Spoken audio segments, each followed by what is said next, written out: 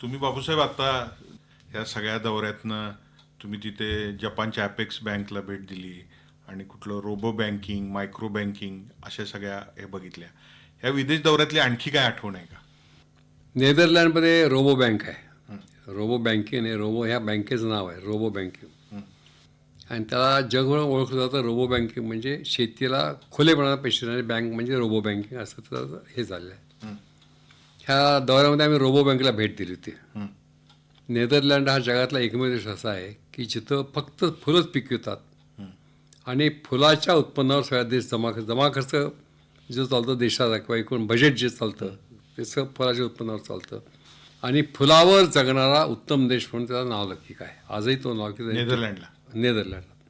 त्या नेदरलँडच्या रोबो बँकेत गेल्यानंतर आम्ही विचारलं व तुमचा हा नावलौकिक असा आहे की फुलशेती जी तुमची आहे ती त्या ग्रीन हाऊसमध्ये तुम्ही सगळे करताय आणि त्याच्यावर तुमचा देश चालतो आहे. तर आम्हाला अशी काही ग्रीन हाऊस बघायची आहेत. रोबो बँकेच्या मॅनेजरने चला म्हणतो दाखवतो आणि त्याप्रमाणे आम्ही 5-6 ठिकाणी त्यांनी साधारणपणे 50 मैलाच्या परिसरात आम्हाला 5-6 ठिकाणी फिरून आणलं. ती सगळी फुलशेती दाखवली वगैरे प्रसन्न वातावरण सगळं जे बघितलं. नंतर आम्ही दुपारी 3 वाजता लंचला पुन्हा रोबो बँकेत आलो आणि त्या मॅनेजरने आम्हाला सांगितलं की तुम्ही भारतीय लोक मूर्ख आहात. तुम्ही इकडे येता आमची फुलशेती बघता ती ग्रीन हाऊसमध्ये कशी उत्तम आहे म्हणून म्हणता आणि तुम्ही ग्रीन हाऊस करायला जाता याचा अर्थ तुम्हाला तुमचा निसर्ग कळलेला नाही. म्हटले आम्ही का करतो ग्रीन हाऊस शेती? तर म्हणते युरोप खंडाच्या मध्याला आमचा देश आहे. 2 महायुद्ध झाली आहेत म्हणजे 14चं आणि 39 सालचं आणि दोन्ही महायुद्धात जे बॉम्बवर्ष झाले त्या मध्याला आमचा देश आहे. बॉम्बच्या वर्षानं आमच्या देशातली सगळी माती जळून तिचा कोळसा बनलेला आहे. सुपीक जमीन नाही. तेव्हा माती आणि तिची उगवण शक्ती ती आमच्या ह्या मातीत खाली जी तुम्हाला जमीन ती त्यामध्ये काही नाही आहे. दुसरी गोष्ट आमचा उत्तर ध्रुवाला जवळ देश आहे आणि त्याच्यामुळं तुम्ही ज्याला कोवळं ऊन म्हणता तेच ऊन आमचं दिवसभर असतं. मुळात त्याचा पिरियड कमी आहे. सकाळी साधारणपणे 5ला सुरू होतं आणि दुपारी 2चं ऊन संपतं. 2चा रात्र चालू होते. पण ह्या काळात जे ऊन आहे ते ऊन आहे. त्यामुळं शेतीला जी हे मिळतं उष्णता पाहिजे आहे ती उष्णता सूर्याची मिळत नाही आहे.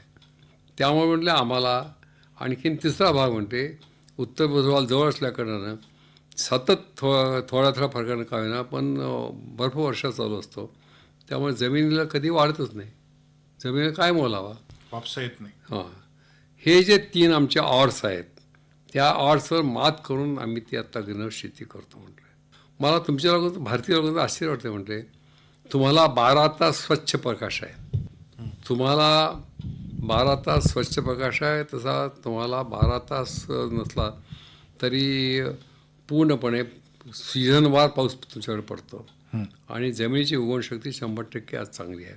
जगातला एकमेव देश असा भारत आहे की ज्याच्याकडं स्वच्छ पाणी ज्याला म्हणता येईल ते पाणी जगात फक्त भारताकडे आहे. अन्य कुठल्या जगाकडे स्वच्छ पाणी नाही. इतकी तुम्हाला निसर्ग देणगी असताना तुम्ही ग्रीन शेतीचा हौस का करावी हेच आम्हाला कळत नाही. म्हणजे तुम्हाला तुमचा निसर्ग कळलेला नाही.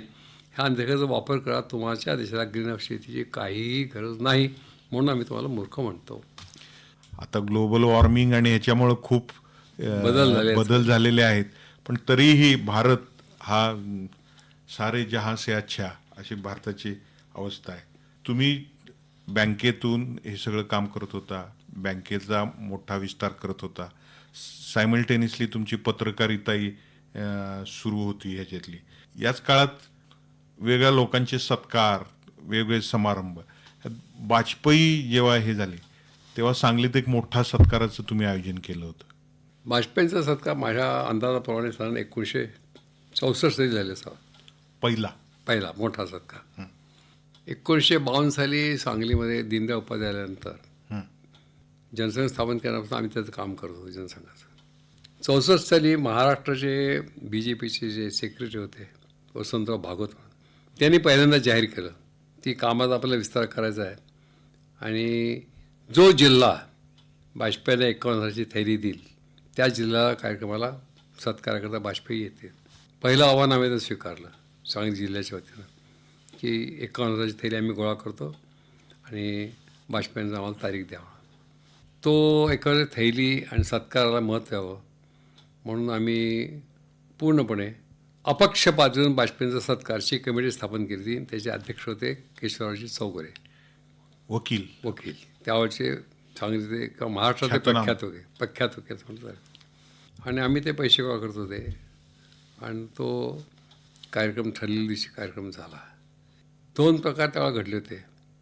एक प्रकार म्हणजे अपक्षपातीवरून वाजपेयी सरकार म्हणून अनेक काँग्रेस कार्यकर्ते सुद्धा त्या समावेश, ज्यांना वाजपेयीबद्दल आपुलकी होती, हा उद्याचा पंतप्रधान होऊ शकेल, मोठा होऊ शकेल, अतिशय लोकसभेत भाषणं फार प्रभावी करतो, लोकात भाषणं प्रभावी करतो, मग अनेक लोक आपुलकीने त्यात समावेश व्हायला होते. पण काँग्रेस कमिटीला तो सत्कार व्हावा असं वाटत नव्हतं. आणि त्यामुळे त्यांनी परिस्थिती आणल्याकारणानं दररोज तर सुरू झालं आमचं. वाजपेयी कमिटीतला अमक्याने आज राजीनामा दिला, वाजपेयी आज अमक्याने राजीनामा दिला, वाजपेयीला अमक्या 2 लोकांना राजीनामा दिला, असं दररोज चालू होतं. आणि आम्ही इकडे पैसेही गोळा करत होतो, सगळंच चाललं होतं. आणि अशा त्या तंग वातावरणात वाजपेयींचा सत्कार झाला. वाजपेयी उतरले ते सुद्धा केशवराव चौगुलेंच्या घरी उतरले त्या. आणि आता जे राजवाडा मैदान आहे त्या कलेक्टर ऑफिसला पायऱ्यांना लागून मोठं 15 फूट उंची व्यासपीठ केलं होतं आणि संबंध मैदानभर माणसं बसली होती. वाजपेयी आल्यानंतर आम्ही त्यांना हा जो काँग्रेसने केलेला हे प्रकार होता की ह्याचा राजीनामा त्याचा राजीनामा, ते शेवटी केशवराव चौगुले, कारण केशवराव चौगुलेंना यशवंतराव चव्हाण हे दोघं मित्र होते, त्यामुळे तिथपर्यंत ते गेले की तुम्हाला चव्हाणांचा साहेबांना जरूर राजीनामा द्या म्हणून. केशवराव त्यांना सांगितलं की मी मूर्ख नाही, मी वकील आहे आणि निर्णय घेतो ते पूर्ण विचाराने ते घेतो, मी हे अध्यक्षपद सोडणार नाही. एकटा राहिला तर हरकत नाही, पण एकटा वाजपेयींचा सत्कार करेन, मी अध्यक्षपद सोडणार नाही. अशा त्या तणावाच्या वातावरणात वाजपेयींचा सत्कार झाला. वाजपेयींना त्याच्या आधी हे जे ह्याचा राजीनामा आम्ही सगळं सांगितलं होतं. तेव्हा वाजपेयी भाषणाला जे उभे राहिले त्या भाषणात पहिल्या दशकात सांगितलं की मी एक लहान मनुष्य आहे, कुठल्या तरी जनसंघर्ष पक्षात काम करतो, पण मी लहान आहे असं इथल्या काँग्रेसचं म्हणणं आहे आणि त्यामुळे मी सत्काराला पात्र नाही असं त्यांचं म्हणणं आहे. कदाचित त्यांचं ते म्हणणं खरं असावं असा आपण विचार करूया. पण तरीसुद्धा मी लहान जरी असलो तरी परदेशी शिष्टमंडळ ज्यावेळेला भारत सरकारला पाठवावे लागतात आणि मी काँग्रेसचा नाही विरोधी पक्षाचा आहे असं माहीत असलं तरीसुद्धा परदेशी शिष्टमंडळ आलं की माझं नाव त्यात नेमकं भारत सरकार घालतं आणि मी उत्तम वक्ता आहे म्हणून त्या शिष्टमंडळाचं नेतृत्व अजूनही भारत सरकार मलाच देतं म्हटलं. तर इथे सगळं लक्षात आलं की हे भारत सरकार करतं हे इथल्या लोकांना मान्य नाही आहे. तेव्हा मी दिल्लीला गेल्यानंतर पंतप्रधानांना पहिल्यांदाच सांगतो की माझ्या बाबतीत वाजपेयीच्या बाबतीत काही निर्णय घ्यायचे झाले तर प्रथम सांगली काँग्रेसचा सल्ला घ्या आणि ते सांगतात ते ऐका असं सांगेन म्हटले. त्यामुळे लोकात पूर्ण हशा झाला, टाळ्या वाजल्या, सगळं झालं. तर एक त्याचा पोकळपणा जो केला त्या पोकळवर शिक्कामोर्तब झाली. आम्ही एखाद्या थैली दिली, सगळं झालं. पण वाजपेयींच्या भाषणात जे आम्हाला सर्वात मोठं जे घातलं ते वाजपेयींनी जो त्यांचा आयुष्यभर का आता आजही लोक उच्चार करतात ते जे भारत मातेबद्दलचं वर्णन आहे ते वर्णाचा पहिला उच्चार सांगलीच्या जाहीर सभेत केला. आणि पहिला त्यांचा उच्चार आहे, भारत ये जमीन का तुकडा नहीं, ये जिता जागता भारत देश है, ये जिता जागता भारत माता है, ये ज़मीन का टुकड़ा नहीं. ये शेरों की भूमि है, ये सेनापतियों की भूमि है, ये वीरों की भूमि है, ये ब्रह्मर्षि और राजर्षि की भूमि है, ये नंदन की भूमि है, अभिनंदन की भूमि है. इसका हर कंकर कंकर शंकर है, इसका बिंदु बिंदु गंगा जल है. हम जिएंगे तो इसके लिए, मरेंगे तो इसके लिए. भारत माता की जय. हे वाजपेयींचं जे भारत मातेचं वर्णन आहे, अप्रतिम वर्णन आहे. त्याचा पहिला जाहीर उच्चार वाजपेयींनी सांगली सभेत केला आणि तो नंतर जगभर पसरलेला आहे. हे सांगली सभेची आमची मिळकत आहे, ही फार मोठी मिळकत आहे. आणखी त्याच्यामुळं सांगलीत नंतर BJP वाढायला मदत झाली. पण वाजपेयींचं सरकार ह्या सगळ्या गोष्टीमुळं आमच्या आजही पूर्णपणे आम्ही काल सत्कार केला असं वाटावं इतकं तर लक्षात आहे आमच्या. वाजपेयी म्हणजे साक्षात सरस्वती त्यांच्या मुखातनं बोलायची आणि भारतमातेची त्यांनी जी वर्णन केली किंवा अगदी पंतप्रधान असताना सुद्धा सगळ्या लोकांना बरोबर घेऊन त्यांनी जे सगळे जागतिक सगळे हे केलेत त्या गोष्टीला काही नाही. आता नुकतंच भारत सरकारनं त्यांना भारतरत्न देऊन गौरवलेलं आहे. त्यामुळं वाजपेयी हा खूप आपल्या सगळ्यांचा आणि सगळ्या भारतीयांचा आनंदाचा विषय आहे. वाजपेयींच्या प्रमाणे नानाजी देशमुखांशी सुद्धा तुमचे जरा असे निकटचे संबंध होते. नानाजी देशमुखांच्या माझे जास्त निकटचे संबंध होते. आणखी त्याला प्रामुख्याने नानाजींनी उत्तर प्रदेशातला गौरा जिल्हा हा विकासाकरता घेतला होता, ग्रामपातळीपासून अगदी पंचायतीपासून. आणि त्यामुळे आम्ही ह्या एका स्मार्ट केंद्रामार्फत विकासाचं काम करतो आहे, बँकेमार्फत काही विकासाचं काम करतो आहे. त्यामुळे ते वारंवार आम्हाला दिल्लीला बोलवून घ्यायचे, तुझं हे काम कसं आहे, तुझं ते काम कसं आहे, तुझं ते काम कसं आहे, ह्याबद्दल सगळी माहिती विचारायची आणि ते गाईडलाईन्स आम्हाला द्यायचे. किंवा त्यांचे काय प्रयोग चुकले, त्यांना तिकडं द्राक्षबाग करता येते का बघायचं होतं. त्यामुळे आम्हाला म्हणायचे द्राक्षबागाची विली घे, आणखीन आम्हाला 10 माणसं तिकडं पाठवून दे. या पद्धतीनं त्यांचे आमचे संबंध वाढले होते. आणखीन बापू लेले हे जे मोठे पत्रकार होते दिल्लीचे, बापूराव लेले, त्यांचे नातेसंबंध सगळं, आणि आम्ही बापू लेलेंचे आमचे संबंध होते. बापूराव लोले प्रचारक होते, प्रचारक होते ते. त्यामुळे त्यांच्याकडं आम्ही नेहमी नांदेड उतरते होतो. नांदेडजवळ आम्ही या एका स्मार्ट केंद्रामार्फत मिंच्याला रामोशी लोकांची शेती घेतलेली आहे. आणि तिथं 20 एकरामध्ये 1000 हापूस आंब्याची झाडं आणि 1000 आवळ्याची झाडं लावलेली आहेत. दोन्ही बाजूला 2 बोर मारले आहेत आणि पाणी डोंगरात टोकावर घेऊन तिथनं ह्याला पाणी मिळेल प्रत्येकाला झाडाला, तिची व्यवस्था केली. कळल्यानंतर नानाजींना अतिशय कौतुक वाटलं आणि ते ही मिंच्याची शेती बघण्याकरता म्हणून रामोशी वाड्यात तिथपर्यंत मिंच्याच्या डोंगरापर्यंत आलेले होते, पाहिले होते. त्यामुळं विधायक कामाकरता जर माणसं तडफडत असतील तर त्यांचं कौतुक केलं पाहिजे, त्यांच्या पाठीशाबासकी दिली पाहिजे. हा नारायणचा पिंड होता आणि तो पिंड त्यांनी माझा जेव्हा पंचायत सत्कार झाला ह्याच्यामध्ये औरंगाबादला, ज्याचा तुम्ही उल्लेख केलेला आहे, त्यामध्ये त्याचा उल्लेख केला आहे, जो तुफान से टकरता है इसका नाम पुजारी है, हा नानाजीने उल्लेख केला तर त्यातला आहे. आणि त्यामुळे नानाजी हे आमचे म्हटलं तर अगदी घरोबाचे मित्र होते असं वाटतं. तुमचा बापूसाहेब 75ला मराठवाड्यात सत्कार झाला, सांगलीत सत्कार झाला, पुण्या मुंबईत वेगवेगळ्या ठिकाणी सत्कार झाला. पण अगदी सुरुवातीला प्रारंभाच्या काळात म्हणजे जेव्हा तुम्ही नरसोवाडीचे झाला तेव्हा वामन महाराज गुळवणींनी तुम्हाला एक अगदी सुरुवातीच्या काळात एक आशीर्वाद दिला आणि तुमच्या पाठीवर एक प्रेमाचं वस्त्र हे टाकलं. तो जरा प्रसंग सांगा की. मी नरसोबावाडीचा पुजारी आहे आणि ज्यावेळा आमच्या वर्ष चालू होतं, 4 वर्षात 1 वर्ष आमच्या वर्षिली असते, वर्षिलीला म्हणतात ते, त्यावेळेला दर 24 दिवसांनी पूजा करण्याचा तिथला 3 वेळची पूजा, पहाटेची धूपपूजा, दुपारची महापूजा आणि संध्याकाळची पालखी पूजा, ह्या 3 पूजा करण्याचा मान आम्हाला आहे. आजही तो आम्ही ज्यावेळा असेल त्यावेळेला करतो. असं तर एका वेळा मी असा पूजेला बसलो होतो दिवाळीच्या दिवशी 15 दिवस आधी दिपावळी वामन महाराज हे नरसोबावाडी साजरी करत होते. तिथं त्यावेळेला स्वतंत्र मठी बांधलेली आहे. तर एका दिवशी महापूजा वामन महाराजांची होती म्हणून ते वर बसले होते. आतल्या बाजूला मी गाभाऱ्यात अजून मी पूजा करत होतो आणि सगळी पूजाविधी महापूजा जवळजवळ 2 तास चालते. ती पूजाविधी झाला आणि त्या पूजेचा मान म्हणून ज्या दिवशी बाहेरच्या सेवेकरी माणसाची महापूजा असेल त्याच्या घरी जेवणाचा पहिला निमंत्रण सन्मान हा त्याशी जो पूजा करतो आज जाऊन त्याला जेवणाचं निमंत्रण होतं. त्याप्रमाणे मी महामंडळात जिथं उतरले होते त्याने प्रसादाचा भाग केला होता, तिथं मी जेवायला गेलो होतो. त्या दिवशी मानकरी पुजारी नंबर 1चा या. पण माझा वामन महाराज तसे परिचय नव्हता अजिबात, आधी पाहिलं नव्हतं. तेव्हा वामन महाराजांनी मला त्यांचे ज्यांच्याकडे उतरले ते, ज्यांनी त्यांच्या भोजनाची व्यवस्था केला, त्यांना विचारलं ते आजचे मानकरी पुजारी कुठे आहेत, ते अजून आलेले नाहीत, पंगत कशी बसायची ते आल्याशिवाय. आणि त्यांना म्हटले ते काय तुमच्या शेरी बसले तेच आजचे पुजारी आहेत. म्हणतो हे हो म्हटलं मी म्हटलं इथला पुजारी आहे, सांगलीला राहतो. आणखीन इथं ज्या दिवशी आमची पूजा असते तेव्हा 3 वेळा आणि 3 वेळच्या पूजा करून एक दिवस आम्ही राहतो, घरचे सगळे लोक येतो राहतो, पूजा करत असतो. चटकन उठले त्यांनी शेजारी देवाच्या अंगावरची छाटी जी असती भगव वस्त्र ते शेजारी ठेवलं होतं. ते वस्त्र उचलून माझ्या पाठीवर घातलं आणि मला पाय पडायला लागले. मी हात धरले महाराजांचे. म्हटलं महाराज तुम्ही महाराज आहात, मला तुमचा नमस्काराचा अधिकार नाही, त्यामुळे मी तुमचा नमस्कार काय घेणार नाही म्हणून हात धरले. ते म्हटलं माझा नमस्कार तुम्हाला घ्यावा लागेल. म्हटलं कशा करता घ्यावा लागेल. नाही म्हटलं तुम्ही दत्ताचे पुजारी आहात त्यामुळे तुम्हाला नमस्काराचा अधिकार आहे. म्हणून वामन महाराजांनी ती शाल पुन्हा एकदा माझ्या अंगावर नीटपणे मला नमस्कार केला आणि दत्ता तुम्हाला आशीर्वाद आहे, तुम्ही पुजारी दत्ताचे, मला फार आनंद वाटला म्हणून त्यांनी मला आशीर्वाद दिले.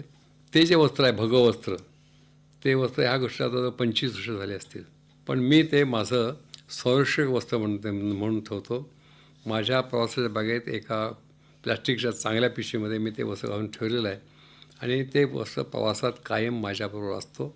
मला कधीही कोणत्याही काळामध्ये आजपर्यंत प्रवासात त्रास झालेला नाही, कारण वामन महाराजांचं वस्त्र जे आहे संरक्षण वस्त्र ते माझ्या बॅगेत कायम असतं. हा एक आशीर्वाद हा तसा असा तुमच्याकडे हे झाला. औदुंबरात सुद्धा तुमचा एक मोठा सत्कार झाला होता. 61च्या वेळा औदुंबरात माझा सत्कार झाला. याच्या वेळा 75च्या वेळा पहिला सत्कार माझा औदुंबरातच झाला. तिथं दरवर्षी जो महाहृदय याग करतात औदुंबरला, त्या यागाच्या ह्याच्यामध्ये त्यांनी माझा सत्कार केला होता. अण्णा डांगेंच्या हस्ते केला होता. आणखीन मला 75 पूर्ण झाल्यानंतर मला समाज प्रबोधन मार्तंड अशी पदवी तिथले जे नारायणदास तीर्थस्वामी मठाचे आहेत व्यंकटरमण शास्त्री, त्यांनी अशी पदवी देणारं एक मानपत्र मला दिलेलं आहे. ते माझ्या घरात लावलेलं आहे.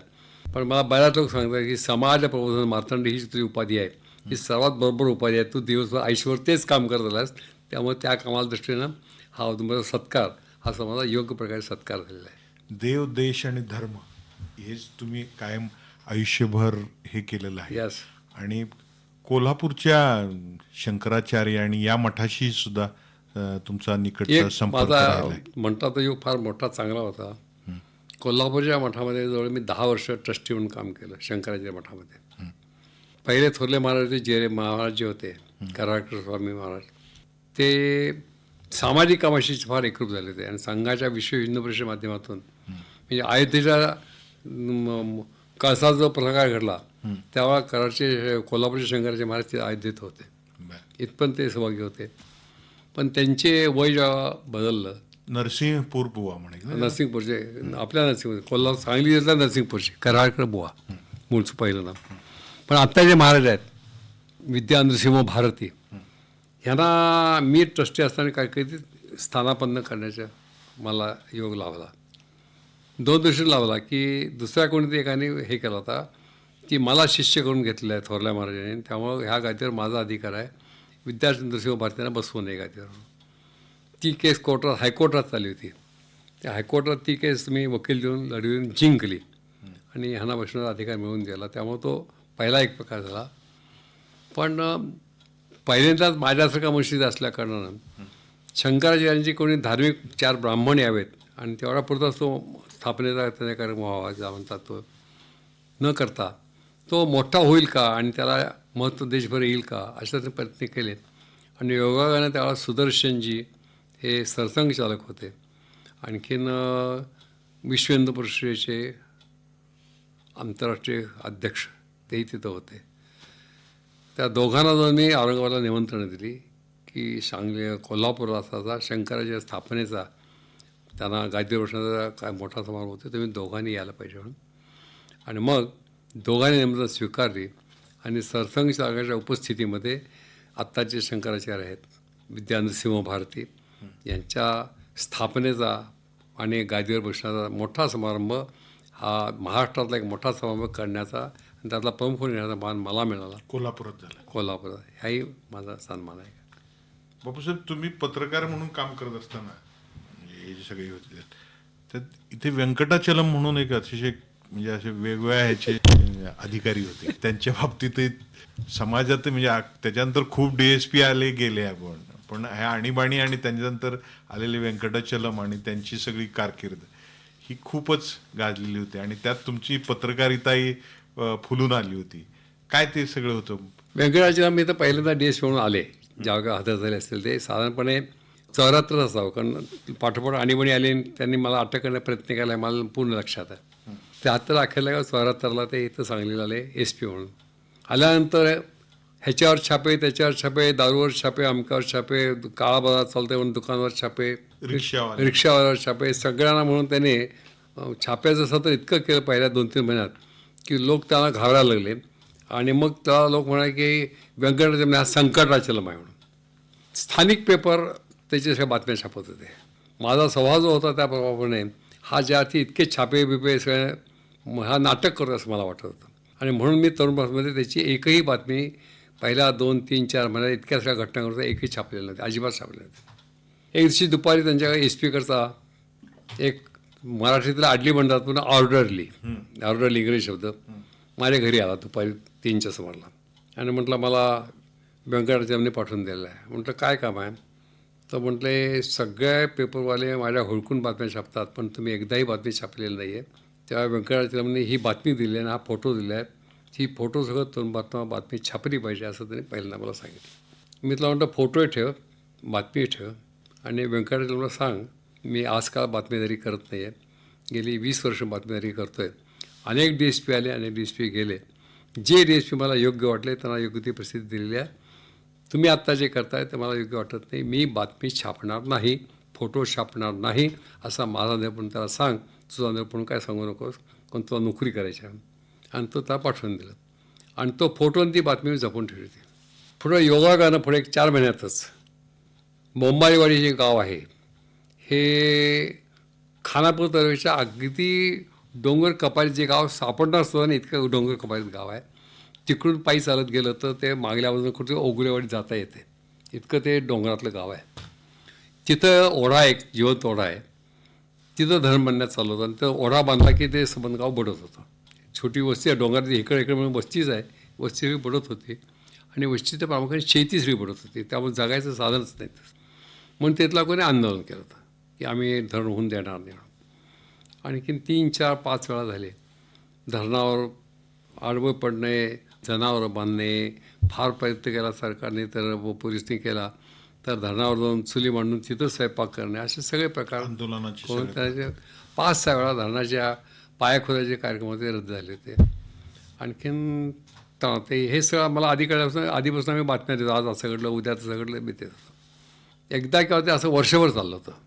एकदा केव्हा तरी ह्याच्यामध्ये होईल तेवढा ताकद लावून पोलिसांची हा सगळा विरोध मोडून काढायचा आणि आज धरण खोदाई करायचीच असा एकदा त्या किंवा ते सरकारनं, पोलीस खात्यानं, प्रशासनानं निर्णय केला. आणखीन एखादी सैन्य पाठवावं असं त्या रुंद ओढा आहे, ओढ्याच्या ह्या बाजूला आणि ओढ्याच्या त्याही बाजूला छावण्या घातल्या, पोलिसांच्या छावण्या, आणि बंदोबस्तात खोदायला सुरुवात केली. सगळं गाव ते जनावरं, बायका, पोरं सगळं त्या जिथं खोदाई होणार होती तिथं जाऊन त्यांनी स्वयंपाक चालू केला, सगळे बसले होते. पोलिसांनी प्रचंड लाठी हल्ला केला. त्यानंतर ते लाठी हल्ला झाल्यावर खोदायला सुरुवात केली.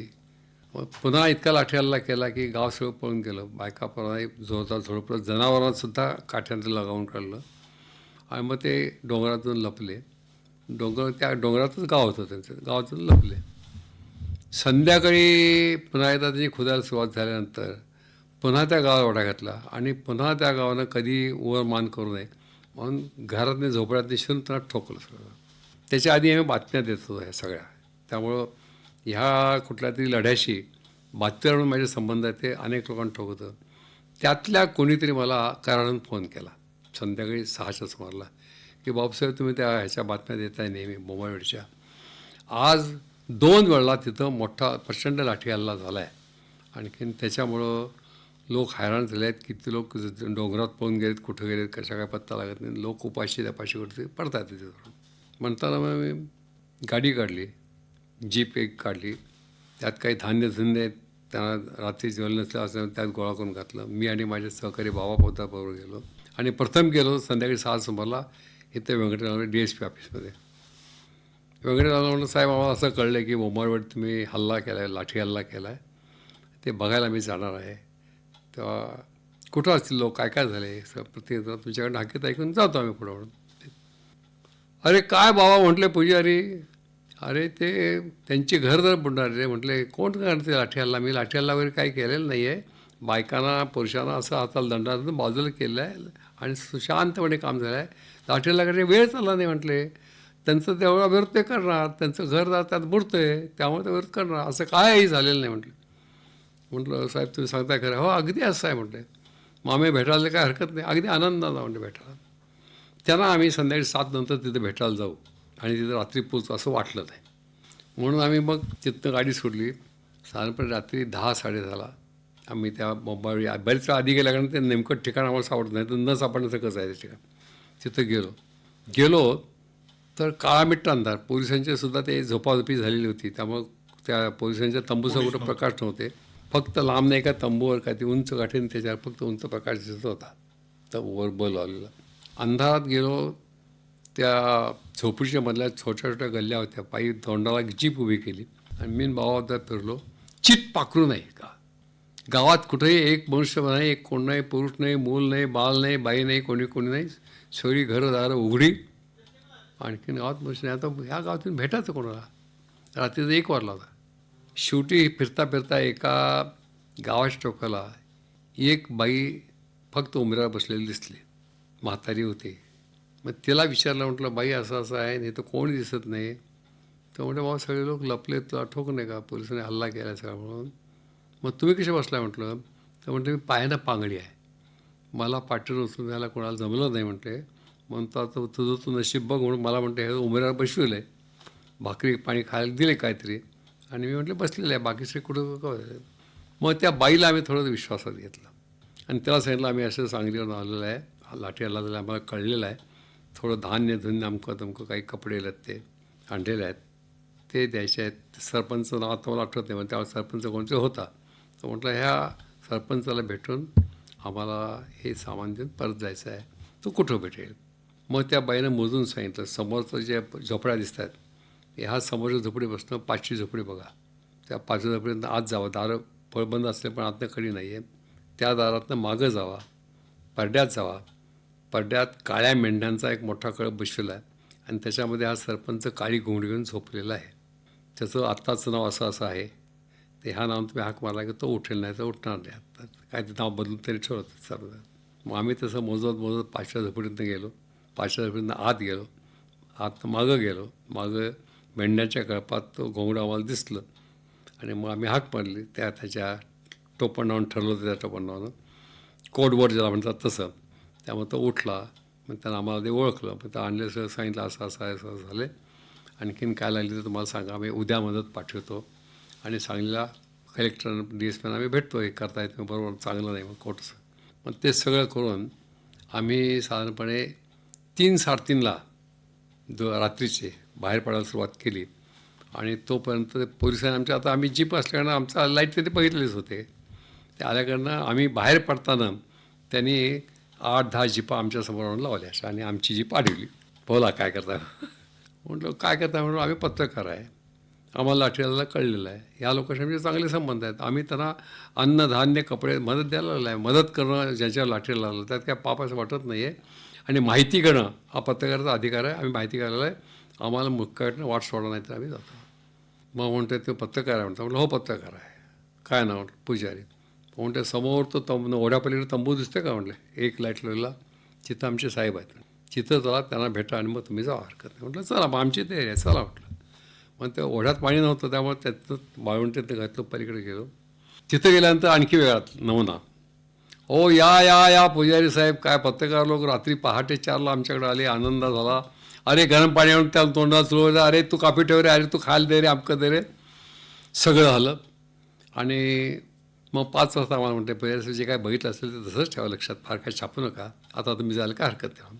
म्हणून आम्ही पहाटे 5 वाजता त्या पोलीस कॅम्पमधून त्याच्यातून बाहेर पडलो आणि सकाळी 7 वाजता सांगलीला पडलो. आणि त्याच्या वार्ता बदलली की व्यंकटाचलम खोटं बोलतो आहे, ही लाठी हल्ला 2 एकर असताना त्यांनी लाठी हल्ला केल्याचं सांगितलेलं आहे, हा खोटं बोलणारा DSP आहे.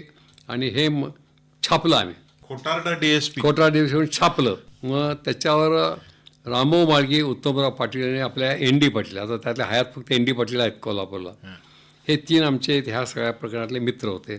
3ही आमदार माझ्या वैयक्तिक माहिती होते. रामभाऊ माळगीने प्रथम प्रश्न विचारला, विधान परिषद प्रश्न विचारला की सांगलीला DSPने 2 वेळा लाठी हल्ला केला असं कळतंय, तर ती काय माहिती आहे म्हणून. तर गृहमंत्र्यांनी स्पष्टपणे सांगितलं असा कोणताही लाठी हल्ला झालेला नाही. आणखीन सन्मान्य सदस्य विचारतात ती माहितीच चुकीची आहे. तोच प्रश्न उत्तमराव पाटलांनी विचारला, तोच प्रश्न ND पाटलांनी विचारला, सर्वांना उत्तर एकच दिलं की असा कोणताही लाठी हल्ला झालेला नाही आणि त्यामुळे सन्मान्य सदस्य विचारता हा प्रश्न चुकीचा आहे. मग म्हणते आम्ही त्याची पाहणी करायला जाऊ का? म्हणते जा, झालेलं नाही. मग 3ही आमदार इकडे पाहणी करण्यात आले आणि जसा पोलिसांना गुन्ह्याचा पंचनामा करायचा अधिकार आहे तसा त्या कायद्यामध्ये आमदारांना गुन्ह्याचा पंचनामा करायचा अधिकार आहे. मग ते 3ही आमदार आमच्याकडे आले, 3घेजण आम्ही तिकडे फिरलो, कुठं कुठं घरं दारं घरचं दाखवली, जखमी झालेली लाठीला माणसं दाखवली, त्यांचे जाव घेतले आणि त्यांची खात्री झाली ते लाठीला झालेलं आहे म्हणतो आणि 2 वेळा झाले दोन्ही खाते. मग पुन्हा 3 महिन्यात दुसऱ्या अधिवेशनामध्ये रामोबाने प्रश्न विचारला की मी तोच प्रश्न विचारतोय की उंबाडीवाडीला एकदा आणि 2 लाठीला झालेला आहे आणि सरकार खोटं उत्तर देत आहे, चुकीचं नाही खोटं उत्तर देत असं आमचा सगळा आरोप आहे. मधल्या काळात त्यांनी पंचनामे वगैरे म्हणते पुरावा काय तुमच्याकडं, ते म्हणते आमचे पंचनामे 3 लोक आम्ही 3 आमदार गेलो, हे पंचनामे घ्या वाचा आणि सरकारला दाखवा. शेवटी सरकारनं झकपण उत्तर केलं की सरकारनं दिलेली माहिती चुकीची आहे हे आम्हाला मान्य आहे, पण सांगलीच्या DSPने आम्हाला लाठीला झाला नाही असं रिपोर्ट दिल्याकारणाने त्याच्या आधारे आम्ही सांगितलं की हा आज लाठीला झाला नाही, पण हे पंचनामे पाहिल्यानंतर लाठीला झाला आहे हे आम्हाला सरकारला मान्य आहे. मग ते झाल्यावर रामोबाने पुन्हा प्रश्न विचारला, ज्यांनी खोटे रिपोर्ट पाठवले तुम्हाला लाठीला केला नाही असं त्या DSP नुसतं म्हणण्यात काय अर्थ, त्याला शिक्षा काय बघा म्हणून. आणि मग विधान परिषदेवर चर्चा होऊन विधानसभेवर सगळी चर्चा झाली आणि सांगलीच्या DSP व्यंकटाचलम आणि 2 वेळा खोटा हल्ला करून सुद्धा खोटे रिपोर्ट असले म्हणून विधानसभेतून त्यांनी 2 वेळा विधानसभेची माफी मागावी अशी शिक्षा सभापतींनी सुनावली. आणि पुढच्या 2 दिवसानं व्यंकटाचलम तिथं गेले. त्यांनी एकदा जाऊन आत टोपी काढली, खाली वाकले आणि मी विधानसभेला खोटी माहिती बोलल्याबद्दल माफी मागतो म्हणून बाहेर आले, टोपी घातली, पुन्हा आत गेले, पुन्हा टोपी काढली. आणखीन मी विधानसभेला खोटी माहिती बोलल्याबद्दल मी दुसऱ्यांदा माफी मागतो, 2 वेळा माहिती खोटी बोलली म्हणून मला माफी करावी सांगून बाहेर आले. आणि मग मी त्यावेळेला तो 4 महिन्यापूर्वी मला फोटो दिला होता, तो फोटो आणि विधानसभेची बिघडायचं म्हणून खाली वाकून माफी मागितली टोपी काढून ही बातमी छापली. त्यावेळेला त्यानं सगळ्या साईच्या पत्रकारांना एकत्रित केलं संध्याकाळी आणि म्हटले त्या एकट्या पत्रकारांना माझ्या पाठीत केवढा बंबुरा घातला रे बघा बघा. पण त्याला सवय पळकून सोडलं होतं. नंतर त्याची आणीबाणी सभेला बदली झाली. लेखणीची आणि सत्यतेची त्याला खरी किंमत कळली असणार. बापूसाहेब, आपली चर्चा अतिशय छान झालेली आहे. Very good. तुम्ही वेगवेगळ्या सगळ्या मुद्द्यावर सविस्तर आणि दीर्घ असं सगळे अनुभव वगैरे आम्हाला सांगितलेले आहेत. तुमचं जे आयुष्याचं जे काम आहे ते खरोखरच आहे आणि समाजाला प्रेरणा घेणारं आहे. आम्हीच आमचे भाग्यविधाते आणि आपलं भविष्य आपण घडवू. संकटावर कुठलंही आलं तर त्याच्यावर मात करू, कितीही आव्हानं येऊ त्याच्यावर मी स्वार होईन, यश खेचून आणीन आणि ते उद्देश आणि धर्मासाठी काम करेन असं जे तुम्ही संकटाची मला कधी भीती वाटलेली नाही. संकट आलं की मी आव्हान समजतो आणि सामोरे जातो. काही संकट येईल ती येईल आणि त्यातनं आव्हानातनं मला यश मिळत गेलेलं आहे. आणखीन समाजाकरता आपल्याला काम करायचं आहे हे कधी डोक्यातनं गेलेलं नाही. हेच काम आम्ही करणार आणि त्यामुळं समाजाने मला तितका मान सन्मान सगळा दिलेला आहे. त्या समाजाचा जो मला मान सन्मान मिळाला आहे त्याकरता मी अतिशय आनंदी आहे, समाधानी आहे आणि मला त्याबद्दल अभिमान आहे की तुम्ही चांगलं काम केलं तर समाज तुमची काळजी घेतो, समाज तुमचे विचार. समाज पुरुषालाच तुम्ही आयुष्यभर आपलं देवत्व हे मानून समाज पुरुषाची समाजाची सेवा केलेली आहे. तुम्हाला सगळ्यात शुभेच्छा आणि तुमच्याकडून म्हणजे आजही तुम्ही उत्साहानं सगळ्या गोष्टीत काम करताय, बचत गटात काम करताय, लहान मोठ्या माणसांसाठी काम करताय. आजही वैचारिकदृष्ट्या तुम्ही खूप लोकांना मार्गदर्शन करताय. तुम्हाला या सगळ्या कामासाठी शुभेच्छा. आकाशवाणीतर्फे मी तुमचे आभार मानतो. तुम्हाला सगळ्या शुभेच्छा देतो आणि थांबतो. मी आकाशवाणीच्या वतीनं आकाशवाणीचे मुळात आभार मानतो. मला जे प्रश्न विचारले त्यामध्ये 20व्या शतक मी पाहिलेलं आणि 21व्या शतकातले जे पहिले आता 15 वर्ष पाहिलं त्याचे संदर्भ लक्षात घेऊन मला आकाशवाणीनं बोलतं केलं. माझ्या जीवनात ज्या ज्या घटना चांगल्या बऱ्या वाईट घडल्या, निरनिराळ्या क्षेत्रात घडल्या, कारण माझं जीवन एकांगी कधीच झालेलं नाही. अनेक तुझी क्षेत्र मी हाताळली. ह्या सर्व क्षेत्राच्या संबंधात माझे प्रश्न विचारून माझं जीवन, माझं सामाजिक जीवन आणि त्या काळात समाजात ज्या बऱ्या वाईट घटना घडल्या त्याची माहिती असं एकत्रित संकलित करून माझी जी दीर्घ मुलाखत घेतली याबद्दल मी आकाशवाणीचा मी स्वतः आणि माझं पुजारी कुटुंब तुमचं पूर्णपणे आभारी आहे. सर्वांना नमस्कार. थँक्यू.